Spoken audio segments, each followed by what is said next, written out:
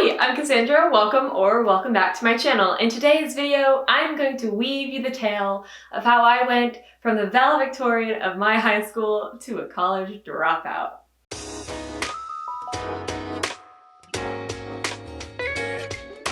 So I feel like some backstory is necessary to kind of set the scene. Here we are, my senior year of high school, when everyone's applying for colleges, and I really don't want to go to college. But being a good little member of society, I go and apply for colleges. Now, my main hobby at the time was actually post-production editing. I was editing videos and I really loved it. And I thought, hell, why not make a career out of this, right? And so, to do research for college, I did it the way you would expect any top of the class student to do so. I Googled best film school in Texas, and the University of Texas at Austin appears. I'm like, all right, guess I'll apply for that one college and call it a day.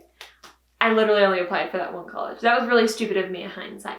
Now, let me explain my reasoning why I only applied for one college. I was a valedictorian in my class, like I mentioned. Top 10% automatically get admission into any Texas state school. So I was like, why? I don't need to worry. The only thing I really had to worry about was getting accepted into my program, but with my grades and extracurricular, I really didn't think I would have trouble getting into the RTF, which is the radio, television, film program, and I was right. I get accepted into the school, I get accepted into the program, 8 months of anticipation to go to college when I get accepted, but then 3 months later, after my acceptance letter, the world turns to batshit.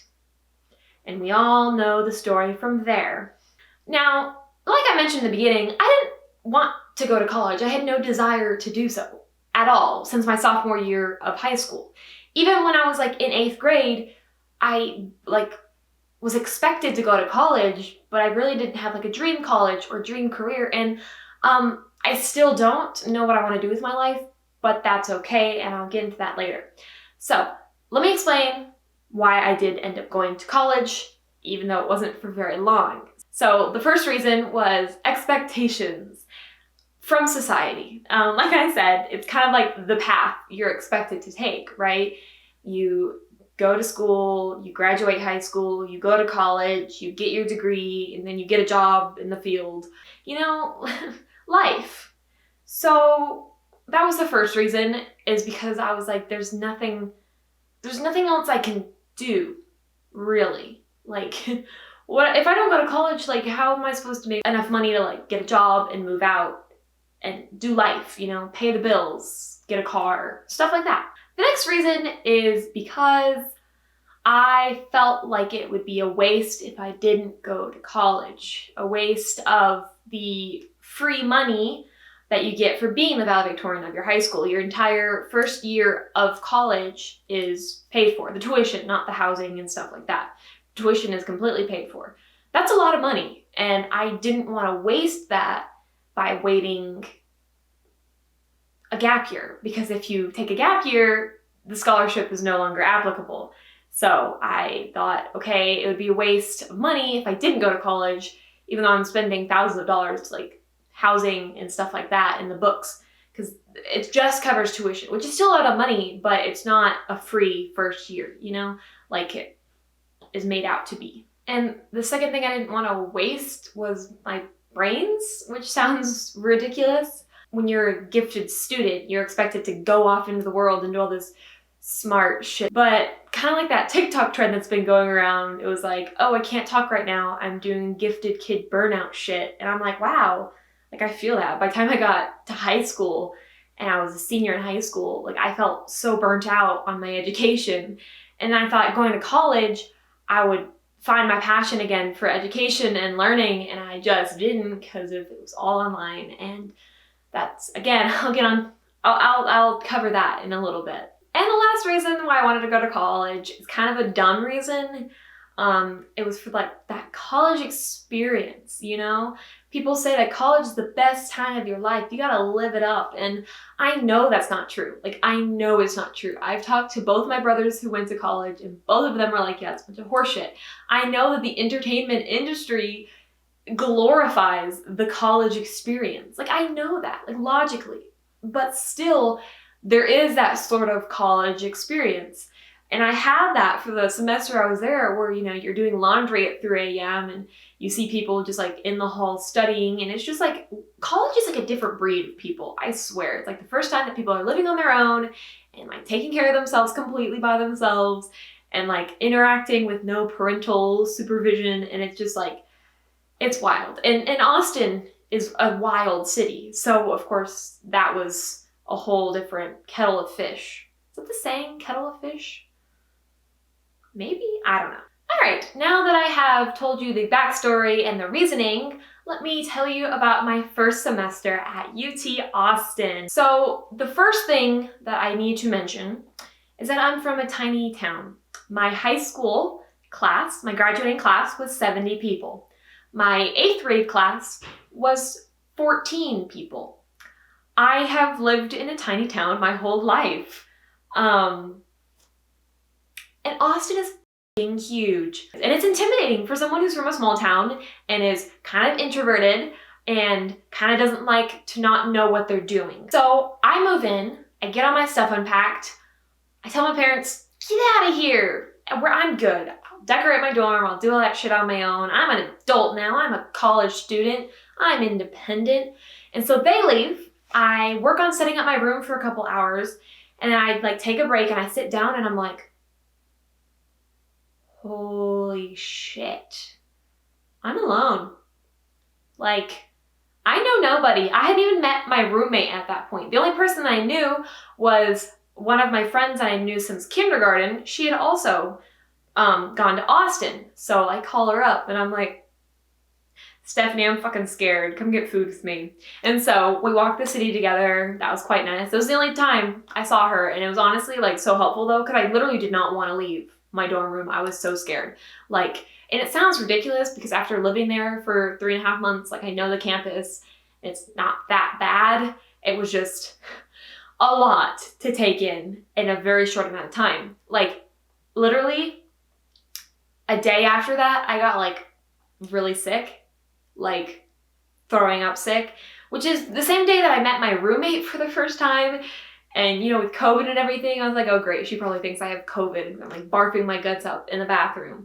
But no, it was just stress-induced sickness. I was that stressed and anxious. So we love that. So my college semester really started off just fine and dandy, as you can see. When I applied for my classes, enrolled in my classes, I wanted to try to find some in-person classes because if I'm gonna go down to Austin, I don't want to just sit in my dorm room all day. Like, I want to be able to go to the classrooms and have face-to-face learning, you know? However, because I am a freshman and the freshman classes are so big because you're taking a lot of basics and things like that, yeah, that wasn't really an option. I did manage to get into 2 hybrid classes, which means that it was online some, but then in person some as well. However, once I moved down there, they're like, oh, by the way, we lied. Those hybrid classes are now entirely online. And I'm like, well, great. Great. So my entire semester was spent in my dorm room on my computer learning through Zoom. And I had one asynchronous class, I believe, and it was my US history, but they still had Zoom lectures that you could attend for extra credit points. So of course, being the extra achiever I am, I did attend most of those, not all of them, most of them.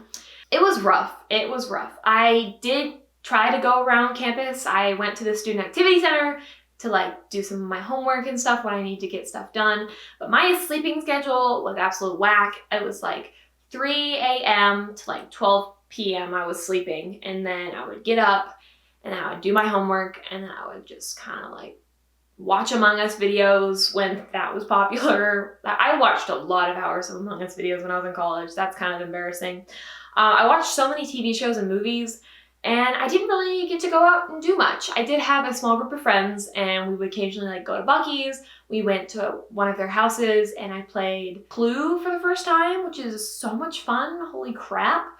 And we played cards a bunch. That was really fun. But then everyone eventually got more busy as the semester went on. I didn't, because I was a film major and I was getting ahead in a lot of my classes, and I just was bored and not a super social person who's able to just walk up to people and just be charismatic and make friends, you know?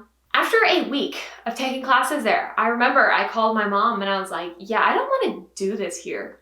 Like, this ain't it. This is not it. I think I need to look into a different college. And so I started researching A&M, which is where both my brothers went and my best friend went, and she had some in-person classes. I was like, that's all I want is in-person education.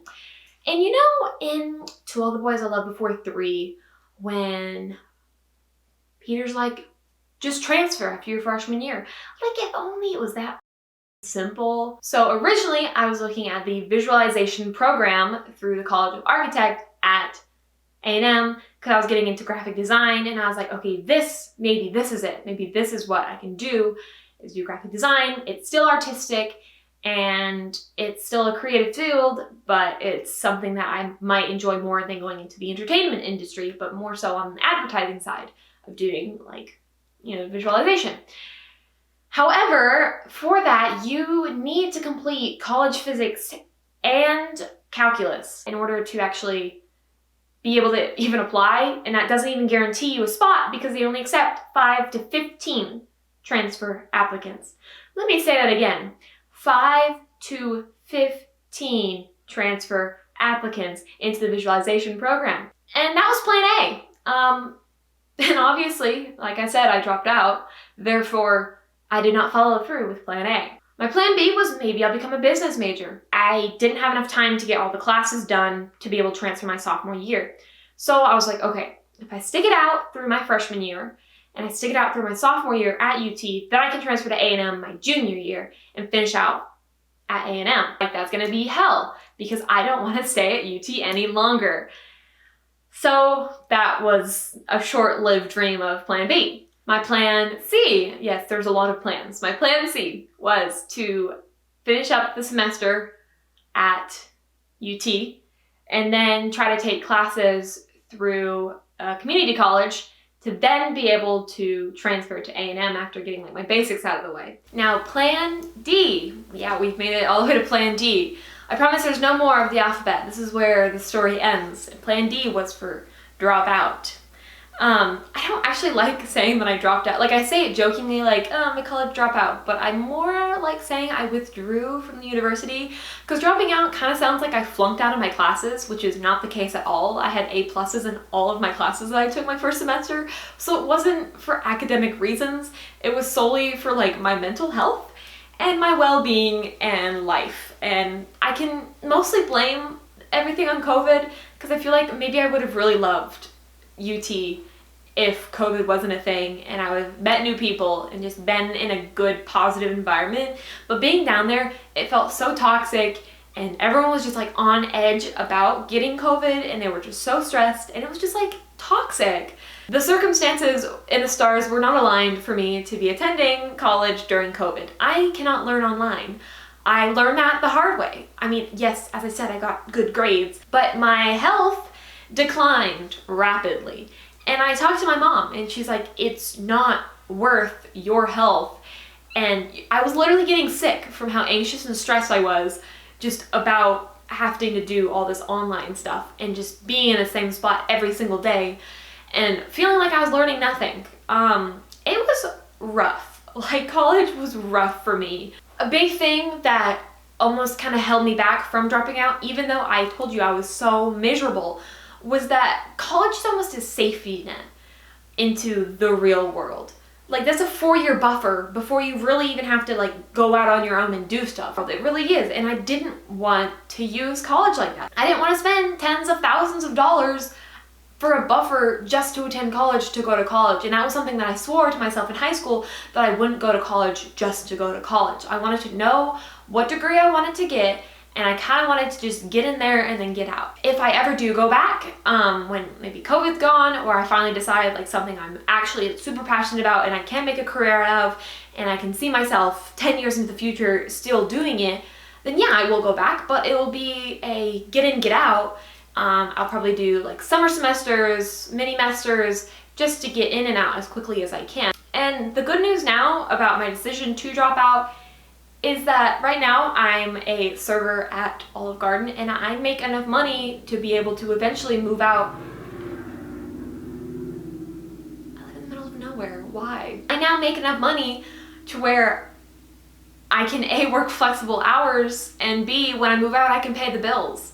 Like, I'm consistently making enough money that I can do life, you know? There's no right way to life, and that's something that a lot of inner turmoil for me to finally come into acceptance of that if I'm happy, that's what matters. So that's that. Okay, thank you so much for watching this video. I know it's a lot different, and I know I probably rambled a lot, and editing me is gonna have a trip going through this entire kerfuffle of footage, but I really hope that I got the point across that I was trying to make. It's kind of, I wanted to get it off my chest and kind of explain that this was what happened and this is my experience. So yeah, I'll see you in the next one. Hopefully, actually next week's video, if I get it posted, fingers crossed I get it posted. I'm so excited. So stay tuned for that. I'm not gonna say what it is because there's a chance that I might not get around to posting it. That's okay. Thank you for the 4th freaking time for watching, and I will hopefully see you in the next one like I've already said. Okay, bye.